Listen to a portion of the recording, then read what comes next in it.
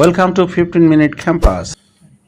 Hello dear learners, আসসালামু আলাইকুম। আমরা আজকে শুরু করতে যাচ্ছি আরেকটি সেন্টেন্স স্ট্রাকচার। দ্যাট মিনস আমরা আজকে শিখবো এক্সক্লামেটরি সেন্টেন্স। দ্যাট মিনস বিস্ময়সূচক যে বাক্য, আমরা সাধারণত সাধারণ কথাগুলিকে আমরা একটু অন্যভাবে বলি যে হাই হাই, সেও পরীক্ষায় ফেল করলো, বাহ তুমি এসেছো, কি আশ্চর্যের বিষয়, সে পরীক্ষায় A+ পেয়েছে বা পরীক্ষায় ফেল করেছে। তো এই যে কথাগুলি, এই জাতীয় কথাগুলি, এই ধরনের বাক্য দ্বারা দুঃখ, কষ্ট, হর্ষ, বিষাদ, সুখ, আনন্দ ইত্যাদি প্রকাশ পায়। এইগুলি আসলে আমাদেরকে বলে সেন্টেন্স অফ এক্সক্লামেশন। তার মানে এই জাতীয় সেন্টেন্স আমরা কিভাবে ইংলিশে গঠন করে থাকি, তো আমরা একটু শুরুতে দেখিনি। আমরা শুরুতে হোয়াট কিংবা হোয়াট প্লাস এ অথবা অ্যান, তারপরে অ্যাডজেক্টিভ, নাউন, সাবজেক্ট, ভার্ব, এগুলো খুব জটিল মনে হচ্ছে, তাই না? এগুলি আমরা যদি কিছু এক্সাম্পল দেখি তাহলে খুব সহজ হবে। যেমন what a nice dress it is, what a nice dress it is, পোশাকটি কি সুন্দর। এখন যে বলে পাখিটি কি সুন্দর, what a nice bird it is, এই পাখিটি কত সুন্দর। যদি বলে ঘরটি কি সুন্দর, what a nice house it is. এইভাবে আমরা এখানে এই সাবজেক্টটি চেঞ্জ করে আমরা হাজার হাজার বাক্য তৈরি করতে পারি। যদি বলা হয় দৃশ্যটি কি সুন্দর ছিল, হোয়াট এ নাইস সিনারি ইট ওয়াজ, এখানে তাহলে পাস্ট টেন্স যদি হয় তাহলে ইট ওয়াজ। এভাবে আমরা বাক্য তৈরি করতে পারি। আবার যদি বলা হয় তুমি কত বোকা, হোয়াট এ ফুল ইউ আর, তুমি কত বোকা। যদি বলে তুমি কত বোকা ছিলে, হোয়াট এ ফুল ইউ আর। তো যদি পাস্ট টেন্স হয় তাহলে তুমি কত বোকা ছিলে বা তুমি কত নির্বোধ ছিলে, অথবা তুমি কত সরল সোজা ছিলে, হোয়াট এ ফুল ইউ আর। তাহলে ছিলে যদি হয় তাহলে পাস্ট টেন্স, তুমি কত নির্বোধ ছিলে। আমরা আরেকটা স্ট্রাকচার দেখে থাকি, যেমন হাউ কিংবা অ্যাডজেক্টিভ, তারপরে নাউন, তারপর ভার্ব, তারপর সাবজেক্ট। দ্যাট মিনস এখানে কোনো আর্টিকেল ব্যবহার করতে পারবো না। তাহলে হাউ বিজি ইউ আর, তুমি কতই না ব্যস্ত।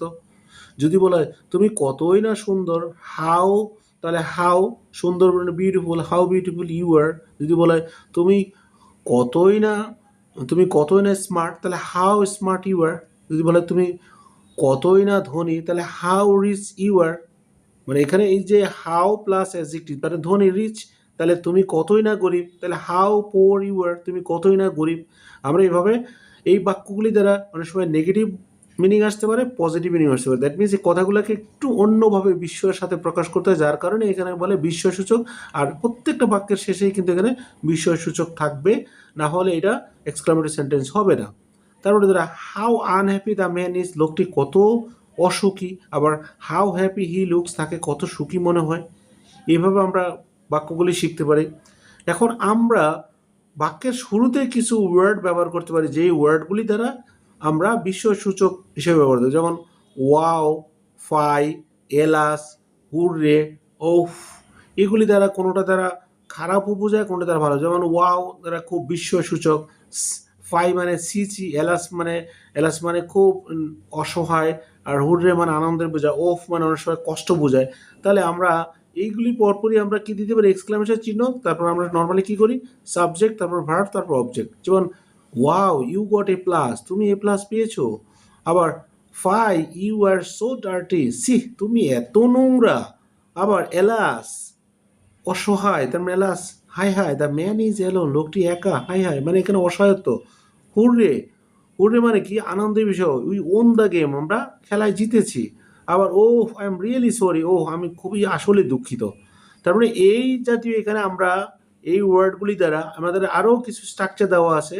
আমাদের এই বইটি তোমরা সংগ্রহ করে নেবে, বেসিক টু ব্রড ইংলিশ বইটি সংগ্রহ করে নেবে। এখানে আমাদের আরও 3 থেকে 4টি সুন্দর সুন্দর স্ট্রাকচার দেওয়া আছে এবং রিয়েলিস্টিক অনেক এক্সাম্পলস দেওয়া আছে। তোমরা বইটি সংগ্রহ করে নিবে এবং আমাদের চ্যানেলের সাথেই থাকবে বেসিক থেকে পরিপূর্ণভাবে ইংরেজি শেখার জন্য। কনফিডেন্টলি আমাদের চ্যানেলটি সাবস্ক্রাইব করবে, আমাদের সাথেই থাকবে এবং বইটি সংগ্রহ করে নিলে তোমরা আরও খুব সুন্দরভাবে, সহজভাবে নিজ থেকে ইংরেজি শিখতে পারবে। আশা করি দেখা হচ্ছে পরবর্তী ভিডিওতে। ওকে, টিল দেন, আল্লাহ হাফেজ। Thanks for watching.